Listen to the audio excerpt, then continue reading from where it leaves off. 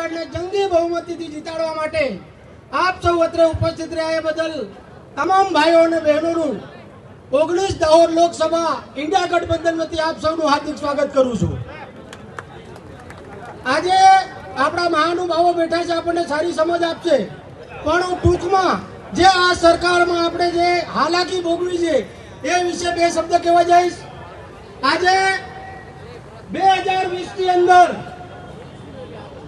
આ વિકાસ પુરુષ કહેવાતા નરેન્દ્ર મોદી દ્વારા જે આપણા દેશમાં કોરોના આવ્યો અને એ કોરોના કાળમાં જ્યારે ઓચિંતાનું લોકડાઉન લગાડવામાં આવ્યું એ વખતે આપણા નાના મોટા તમામ સમાજના જે આપણા માણસો હતા એ અલગ અલગ આપણા રાજ્યના મોટા મોટા શહેરોમાં અને અલગ અલગ રાજ્યોમાં મજૂરી અર્થે જયેલા હતા। પણ આ નરેન્દ્ર મોદી જે પણ પગલું લે એટલે એને રાત્રે સપનું આવે અને એ પગલું ભરે।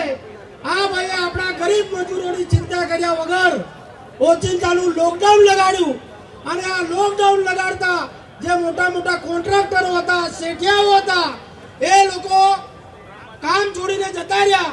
હવે આપણા ગરીબ માણસો કેવા કે દર અઠવાડિયે ખર્ચી લે અને ખર્ચીમાં પોતાનું ગુજરાન એક અઠવાડિયા સુધી સલાડે, પરંતુ શેઠિયાઓએ હાથ અદ્ધર કરી દેતા જે ખર્ચીમાંથી 2-5 દિવસ જમવાનું રહ્યું હતું એ લોકો આપણા જમ્યા અને જ્યારે પૈસા ખૂટી ગયા ત્યારે આપણા લોકોને ઘરે આવવાનો વારો આવ્યો।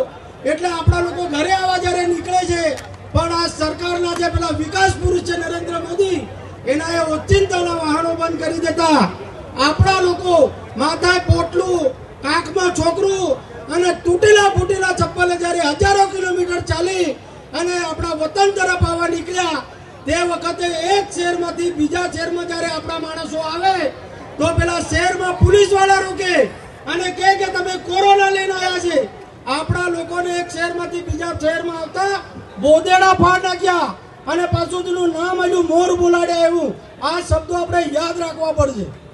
ગમે તેમ કરીને આપણે ઘેર આવ્યા પછી એક ગામ, એક શહેર કે એક ફળિયું કે એક પરિવાર આપણો એવો નહીં હોય કે દવાખાનામાં ખાટલા અને બાટલા ના મળવાના કારણે આપણા માણસો મરી ના ગયા હોય।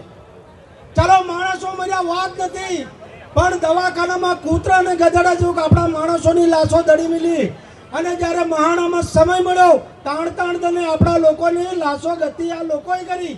આપણા